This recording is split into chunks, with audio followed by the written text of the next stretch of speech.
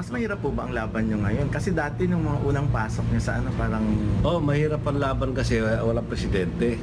Kasi pagka-partido ka ng presidente, eh merong nag-o-organize, mga kapartido mo, mga ganyan. Darating yung...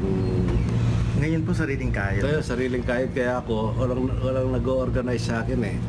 Kaya punta lang ako sa palengke, nakikipagkamay sa tao, pumupunta ako ng personal, at pinapaalam ko sa kanila na umahabol ako uli bilang senador, pangatlong term na. Pero ngayon po sir, pag sa kampanya ba, paano po kayo? Ano po yung mga sinasabi niyo? Nag-expect ba sila ng mga pangako or whatever? Kasi ako naman, paano po ang diskarte niyo sa ako kampanya? hindi naman, mula nung umabol ako ng Vice Governor 1992, nanalo tayo bilang Vice Governor. 3 term ako na naging gobernador, wala man akong pinangako. Ngayon, naging 2 term akong bilang senador.